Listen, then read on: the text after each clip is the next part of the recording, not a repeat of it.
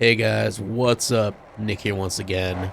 Today, we're just chilling with an old classic. You don't know what game this is? This is Skate 2, and I'm playing it on a PlayStation 3 emulator. I had the original games back in the day on the PS3, absolutely loved Skate 2 and 3. I never played the first one though, but I heard good things about it. But it just kind of seemed like every game that came out, they just kind of got better and better and they added more features.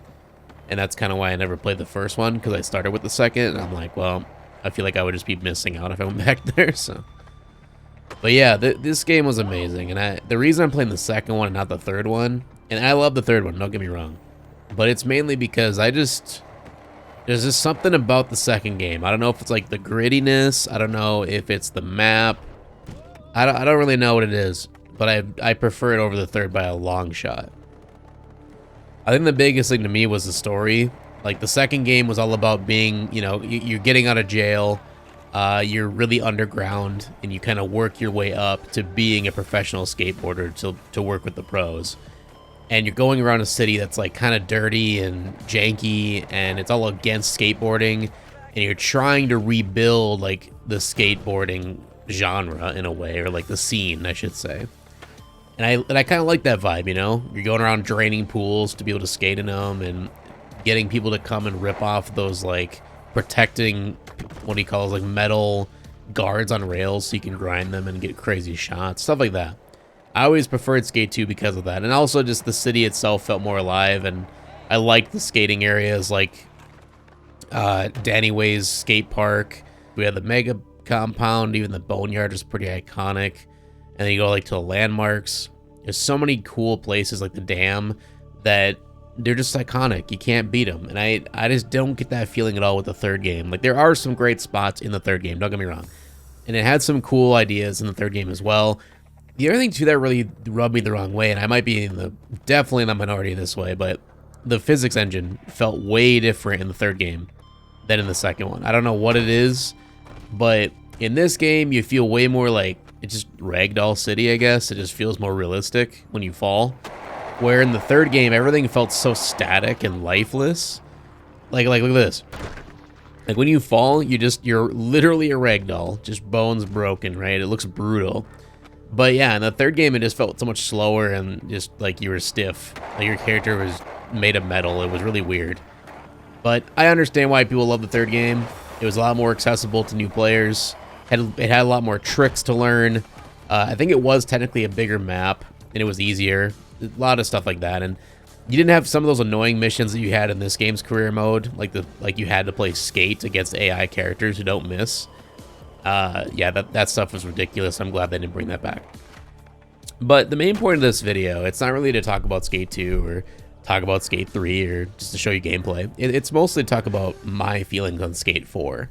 And what I'm super excited about, and that I'm glad this series is essentially getting a resurgence.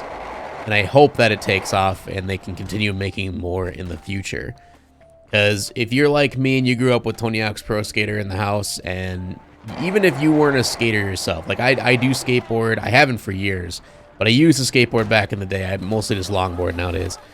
And skateboarding was always a fun pastime for me, and then the video games were just tenfold, you know? Like, when you come home after a long day at school, you pop in Tony Hawk's Pro Skater 2, you jam out to some Power Man 5000, you hit some crazy combos, and it was a good time, man. It was a really good time back in the day. So when Skate came out, and this new generation of consoles, and the games looked gorgeous, and there was this whole new flick system with using the analog sticks, which, by the way, let's just take a second and say how genius that idea was, to use the joysticks as a way of moving the board. I know Tony Hawk's Pro Skater tried to take advantage of that a little bit with, was it Project 8, I think? Where they involved like slow motion and you could flick the board with the analog stick, but it was really janky. It was really poorly done. And the guys at Skate just went above and beyond, making it so much better. And the actual gameplay feels so much more like you're an actual skateboarder than in Tony Hawk. Not just because of the flick system. That is great, of course.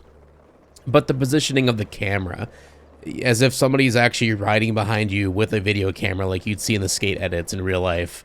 the physics engine of being a ragdoll when you crash instead of these stagnant, you know, same animations every time you fall. The ability to, well, I guess not really the ability, more of like taking away the ability to just grind rails with a click of a button, to where now you actually have to aim your board in the air to adjust towards a rail to grind it. It's just, there's so much things, quality to life, that came with the skate games that Tony Hawk never had. And don't get me wrong, like, Tony Hawk still has a huge place in my heart. I love those games. I still play them to this day, especially the remakes of 1 and 2. Just, they were flawless. But they're way more arcadey. Like, these games are still arcade games to me because they're, you know, clearly not super realistic, but they still are a lot of fun, and they're not nearly as arcade-ish. And I think that's why I prefer them. They're a little bit more grounded. And yeah, again, the physics engine and the control scheme, like everything about this game is just, it just ruins Tony Hawk for me. So the fact that they're bringing back Skate, they're making a Skate 4, it still blows my mind that they're able to come back and do this. Now, it is EA, and you know, EA has had its issues in the past, but they've had some bangers lately, I can't lie. The Dead Space remake was amazing. It's one of my favorite games of all time now. So EA, you know, I have high hopes for this. I really hope Skate 4 is going to be a good game. It looks like they're listening to a lot of community feedback. They've had a ton of like open beta test things with anybody who wants to sign up and play it. I tried signing up for it, but I couldn't get accepted because my EA account was blocked or something. It was really weird. I couldn't figure it out. But that being said, from the gameplay that I've seen, from the very, very early alpha gameplay, you know, it's nowhere near finished. There's no textures or anything yet. But from what I've seen, it looks like they're definitely sticking to the Skate 3 aesthetic. The characters still feel a little bit stiff when they bail and stuff like that, but the actual graphics engine looks way improved.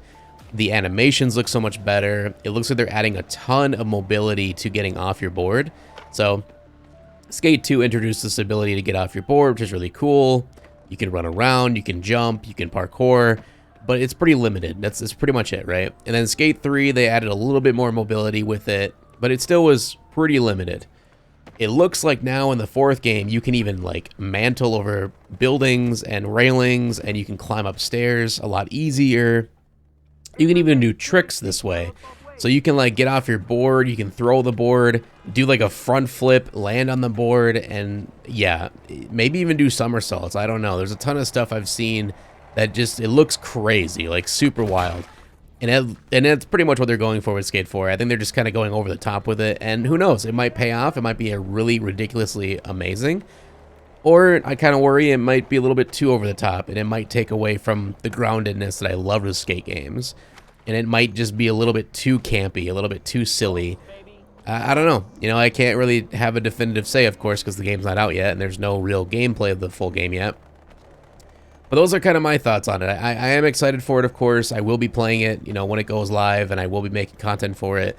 But it is one of those things in the back of my mind where, like, I just hope they don't go totally down the same route of Skate 3 and make it where everything's a lovely love land and nothing is terrible in the world and everybody loves skateboarding. Like, I love the fact that you go around security guards in this game and they try to attack you because they don't want you skateboarding. Like, that makes it feel unique to me. Like, it feels like skateboarding is meant to be an underground kind of thing, and I've always loved that theme.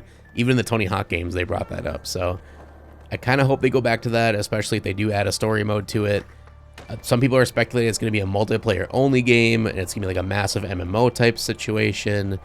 That would be pretty cool, but I kind of would still prefer like a single player experience, especially if you don't have to be connected to the internet the entire time, because there are people to this day that still, you know, don't have good internet connections. So it would be kind of shitty if they aren't able to even play Skate 4 if they don't have internet. So we'll just have to wait and see on that. And who knows, maybe it'll even be like a free-to-play type situation and we have to pay for DLC and cosmetics. I don't know. I hope not. I'd rather just pay $60 for a full-fledged game, and then if there are microtransactions here and there, whatever. But I don't want it to be free-to-play and then to shove all this stuff in my face and I have to pay for like a battle pass and skate, you know what I mean? Like, hell no. I don't know. But in the end, I want to hear your guys' thoughts. Let me know in the comment section below. Are you excited for Skate 4? What do you want to see in the game? What are your thoughts so far on the gameplay that's been shown, if you have seen it? And were you a fan of Skate 2 and 3? And even the first one? What were your favorite parts about them? I really love hearing guys' thoughts on these old games and I'm trying to bring Resurgence back to them and get some love for them because they are my childhood, and coming back to these games just makes me super giddy, and I have a lot of fun playing them. And yeah, this is live commentary, by the way. I'm playing the game while talking, so I'm just having a good time, man. I can just kind of shut my brain off, do a couple of lines, and yeah, just kind of chill. So that's pretty much it. Hope you guys have a wonderful day. Thank you so much for watching, and for all the love lately with all the new subscribers. I truly, truly appreciate it. I love making content, and yeah, hope to see you next one. Peace.